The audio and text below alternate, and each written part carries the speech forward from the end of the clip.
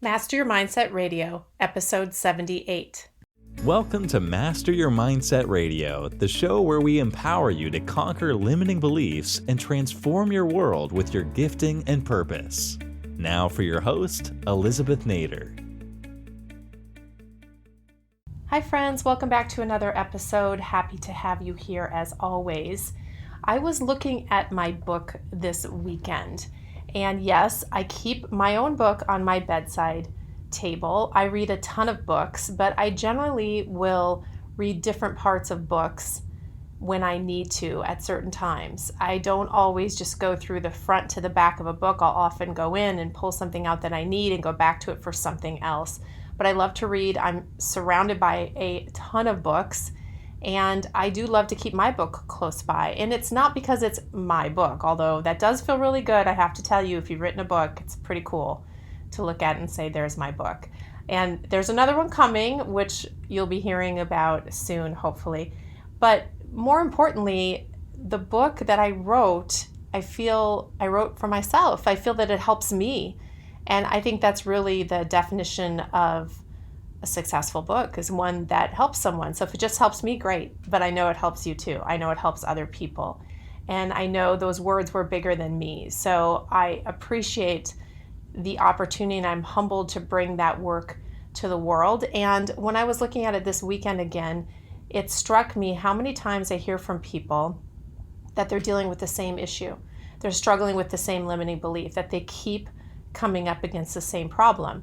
And when you look at my chapter on changing your mindset, which has 14 steps to overcome limiting beliefs and replace them with affirmative beliefs, when you look at that chapter, the first step in doing that is, where are you? It's identifying where you are.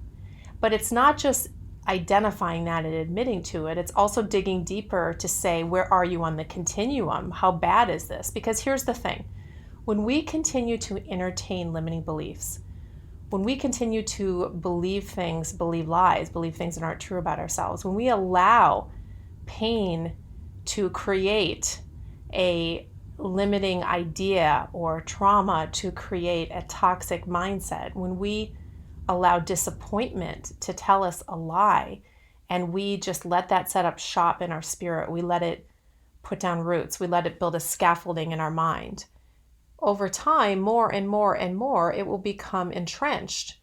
And actually, if you look at neuroscience, you know that in the brain, the longer you think the same thought, it literally creates a deeper groove in your brain. So it would be obvious that if I keep thinking something negative over and over and over again, that'll be that much harder to retrain my brain to think the opposite, or that much harder to overcome the power of that limiting belief. And of course, the same is true for positive things, for affirming things. So we have to think about the power of the brain.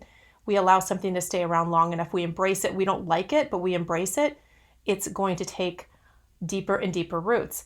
So on the one hand, while the first step I have all my clients do is to say, where are you? To be honest, to be identifying what the issue is, to point it out, to put your finger on the limiting belief.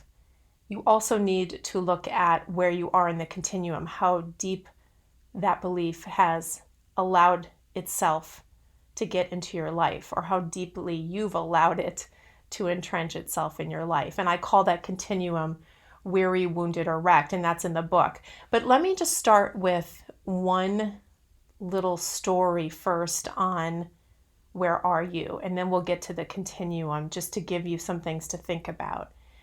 I find it fascinating that the first thing that God asked of Adam in the garden, now I'm talking about the Genesis story of Adam and Eve, the Genesis story of Adam and Eve, when God told Adam not to eat of the fruit of a certain tree, and then what happened is the serpent convinced Eve to eat of the fruit, then she convinced Adam, right? You know the story at a high level. I'm paraphrasing it.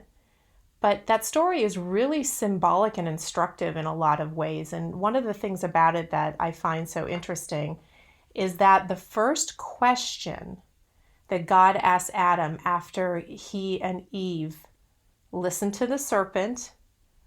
They went against God's command. They ate the apple. It was forbidden.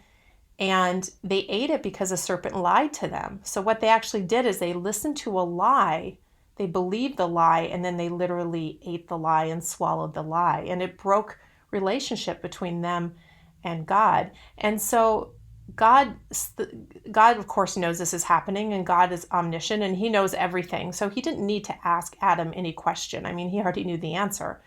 But he obviously did it for a reason. So the first thing he says to Adam after this happened, he says, "Where are you? Where are you, Adam?" Now look, God knew where Adam was. He put him in the Garden of Eden.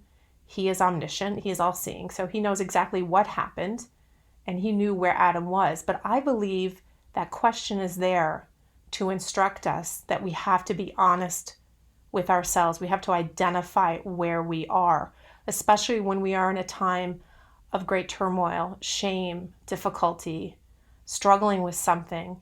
We're down. We're just not getting past a certain issue. In Adam's case in this story, he obviously is distraught at what he's done, at his decision and the consequences. And God says, "Where are you?" And Adam answers him that, he was hiding because he was ashamed. But, the answer is not as important or as instructive as the question itself. Where are you? So the first thing I say to you is that when you're struggling with a limiting belief, when you're setting out to conquer it, when you're wanting to get past toxic things in your life, when you want to change the patterns, you have to be honest about the struggles in your life. You have to be willing to tell yourself the truth. You have to be accountable. You have to literally say where you are. And that may be to yourself, it may be to someone else, an accountability partner, a counselor, whatever, but you have to say, this is where I am, even if it's not pretty. You have to be willing to answer the question with transparent honesty, even if it's painful, and absolutely be willing to call it out for what it is. Because if you don't do that, if you never admit to where you really are, to the trouble that you're facing, to the issue that you can't seem to get past, to that toxicity in your life, to that lie you're believing, to that thing that keeps reoccurring, if you can't put a finger on it, if you won't point to it, if you won't be honest about where you are, it'll be very difficult to overcome it and heal from it because you haven't identified it. So where are you is that first question. And I want you to think about that story of Adam, because I think that's just fascinating. And, really Adam and Eve, they broke relationship with God when they disobeyed him. They believed a lie. That was the first real mindset challenge, wasn't it? It's symbolic in that story because before that, they basically had no issues with anything.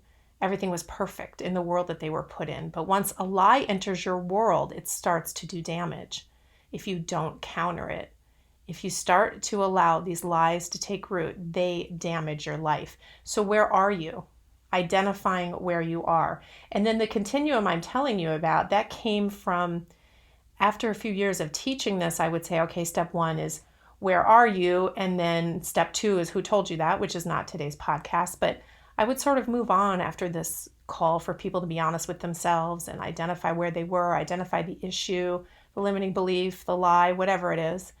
But I started to see over time that really it wasn't just identifying it, but also recognizing that there is a continuum, that people can be in an early stage of that limiting belief in their life or a much more difficult later stage where it's harder to overcome and different things must be done.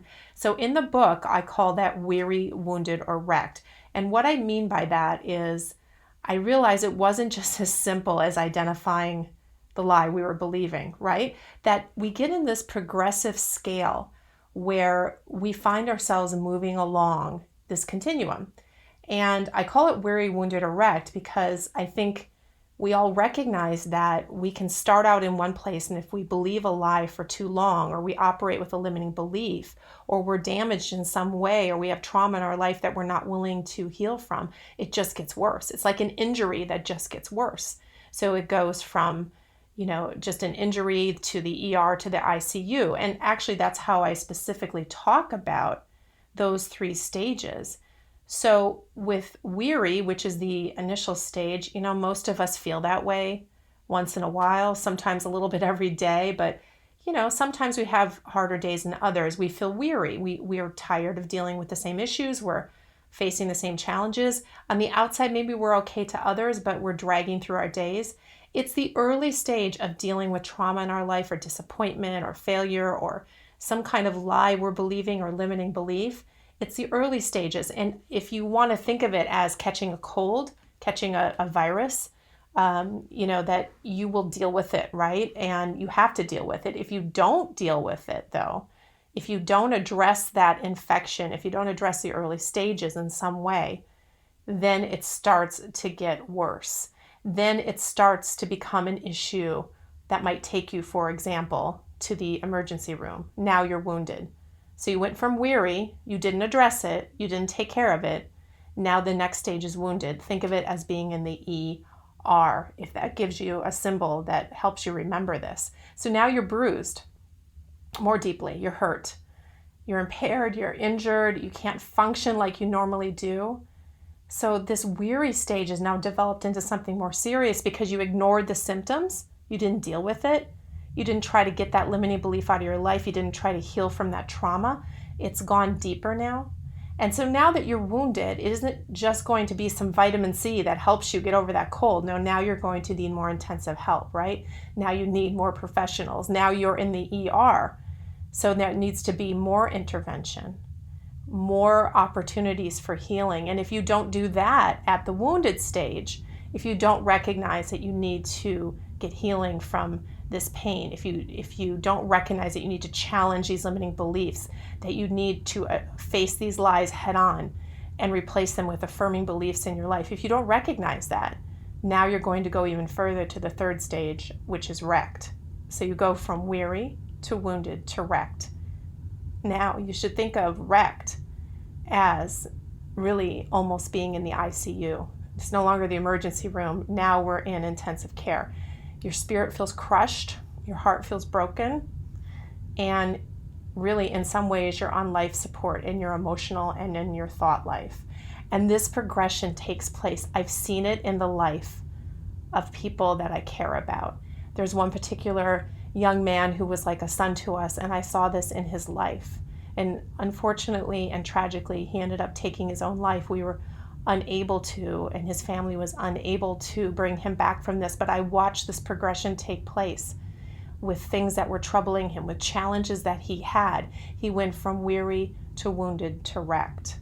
He was believing things that kept him back, voices in his head that convinced him of these lies, and it just made it almost impossible to reach him with the truth.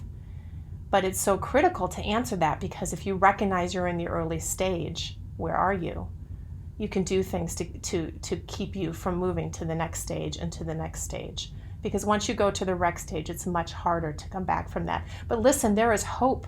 There is hope in each of those stages. It's just you have to know how far this is, so that what you do to heal yourself, the activities you undertake to overcome the things in your life that are holding you back, get more intense each stage that you enter into.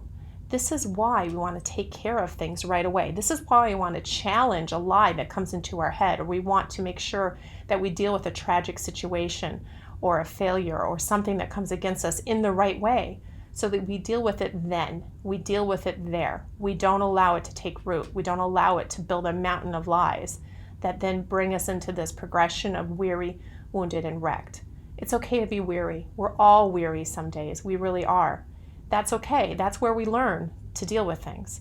And that's where we become better at overcoming these limiting beliefs.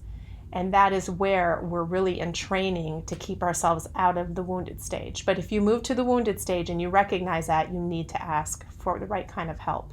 You really do. It's a deeper work. It's a deeper, more spiritual work to make sure you don't move to wrecked. And again, there is hope at each stage. But it's an interesting progression, because it isn't so easy to tell somebody who's been dealing with the same thing for 20 years, oh, just get past it. Oh, just overcome that lie you've been believing. We have to recognize it's harder. It's harder at that point, but it always can be done. But just knowing and having the insight to say, hey, I'm in the ICU with this, means we're going to do things differently versus it's just a head cold. And I feel like that's, symbolism is helpful to understand and answer the question, where are you with any kind of issue you're facing in life or have been facing in life? So think about that. Look at yourself, be honest with yourself. What are you dealing with and what do you need to overcome? The deep stuff, the stuff that's almost bringing you into the wreck stage, maybe you're in the wounded stage, start to work on it. The other things that are coming into your mind and into your life that are threatened to take hold, don't let them. Don't let them. Don't let them set up shop. Develop the skill and the willingness and the honesty with yourself to see these things as they come at you and tell yourself the truth. Live in truth, speak affirmations, and know that all of that can change, that you don't have to believe these lies about yourself and your entire outlook on your world and all the things that will happen to you as a result can change. So guys, have a great week. I appreciate you listening to another episode, especially considering that my voice is almost gone and has been for a few days. So how did I do? Hopefully I sound like myself, although I don't think I do. So thank you for struggling through this with me. And I hope you guys have a great week. We'll talk to you next week. Thank you for listening to Master Your Mindset Radio. Before you go, if you want to be part of a free online community of like-minded individuals for support, resources, and inspiration as you conquer your limiting beliefs and pursue your purpose, go to elizabethnader.com/community. That's elizabethnader.com/community, or search for Master Your Mindset Academy private group on Facebook. Looking forward to seeing you online.